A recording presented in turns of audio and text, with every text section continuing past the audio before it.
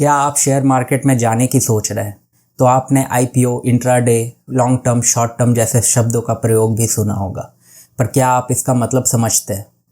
आपके मन में यह भी सवाल आता होगा कि आखिर यह स्टॉक मार्केट काम किस तरीके से करता है और आप इसका हिस्सा कैसे बन सकते हैं, और साथ में आपको किन बातों का ध्यान रखना चाहिए।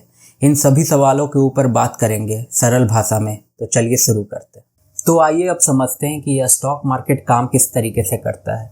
तो मान लीजिए मेरे पास एक मॉल है दिल्ली में और वो बिज़नेस भी अच्छा कर रहा है, पर मैं चाहता हूँ कि मैं अपने बिज़नेस को दिल्ली के बाहर भी ग्रो करूँ, बाहर भी और मॉल्स बनाऊँ, जिसके लिए मुझे फ़ंड्स चाहिए होगी। और एक कंपनी के पास तरीका होता है फ़ंड रेज करने का कि वो अपनी हिस्सेदारी को बेच दे, और जो इसकी हिस्सेदारी को खरीदते हैं वे शेयर होल्डर्स कहलाते हैं, क्योंकि उसके पास इस कंपनी के शेयर्स हैं और साथ ही में वो प्रॉफिट और लॉस दोनों बेयर करने को भी रेडी होते हैं और डिसीजन मेकिंग प्रोसेस का हिस्सा भी बन जाते हैं।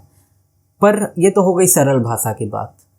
असल जीवन में एक कंपनी को सेबी का परमिशन चाहिए होता है स्टॉक मार्केट में लिस्ट होने के लिए, पर एक बार कंपनी जब लिस्ट हो जाती है तो उसके शेयर्स को कोई भी इन्वेस्टर्स खरीद और बेच सकते हैं। अब बात करते हैं कि स्टॉक मार्केट में शुरुआत करने के पहले आपको किन किन बातों का ध्यान रखना चाहिए। तो सबसे पहले तो अगर आप बिगनर हैं तो आपको इंट्राडे अवॉइड करना चाहिए और लॉन्ग टर्म के बारे में सोचना चाहिए, क्योंकि इंट्राडे के लिए बहुत अच्छा खासा टेक्निकल एनालिसिस की ज़रूरत पड़ती है और फंडामेंटल की भी, पर उसके लिए बहुत समय देना पड़ेगा आपको। और अगर आप बिना नॉलेज के इंट्राडे ट्रेडिंग करेंगे तो आप भारी नुकसान कर सकते हैं। इनफैक्ट 90% इंट्राडे ट्रेडर्स अपना नुकसान ही कराते हैं। तो अच्छा यही होगा कि आप सबसे पहले मार्केट को समझें, मार्केट को समय दें, उसके बाद ही इंट्राडे ट्रेडिंग शुरू करें। तब तक आप लॉन्ग टर्म ट्रेडिंग कर सकते हैं। नेक्स्ट बात आती है कि आप स्टॉक सिलेक्शन कैसे करेंगे। अगर आप कहीं पैसा डालने जा रहे हैं तो उस किस स्टॉक में डालेंगे ये कैसे पता करें। तो यहाँ पे दो टूल्स काम आती है। पहला तो है फंडामेंटल एनालिसिस और दूसरा है टेक्निकल एनालिसिस। तो फंडामेंटल एनालिसिस में क्या होता है? तो फंडामेंटल एनालिसिस में हम लोग कंपनी के इनकम स्टेटमेंट और बैलेंस शीट को स्टडी करते हैं, साथ में फाइनेंशियल रेशियोज को भी स्टडी करते हैं, जिससे हमें कंपनी का हेल्थ पता रहता है और ये पता चलता है कि वो कंपनी का ग्रोथ प्रोस्पेक्ट क्या है। और वहीं पे टेक्निकल एनालिसिस की बात करें तो वहाँ पे हम प्राइस एक्शन को स्टडी करते हैं और ये फोरकास्ट करते हैं कि फ्यूचर में प्राइस क्या होने वाला है, पर ये कभी भी 100% सच नहीं हो सकता है। ये तो बात हो गई स्टॉक सिलेक्शन की, पर उसके बाद ये समझना बहुत ज़रूरी है कि डाइवर्सिफिकेशन ऑफ स्टॉक्स क्या है। और आपने ये तो सुना ही होगा, don't put all your eggs in one basket, पर इसका मतलब क्या है स्टॉक्स के मायने में, ये भी समझना होगा।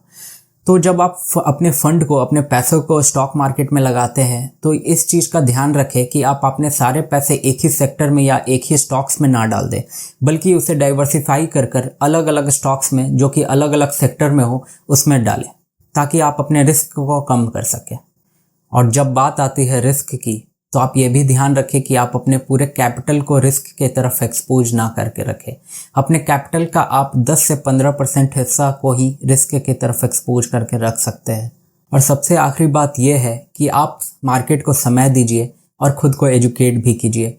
ये समझिए कि फंडामेंटल और टेक्निकल एनालिसिस क्या होता है, कैसे स्टॉक सिलेक्शन होगा, कैसे डाइवर्सिफिकेशन होगा। इन सब चीज़ों को बारीकियों से समझने की कोशिश कीजिए और तब आपको मार्केट आसान लगेगा। धन्यवाद।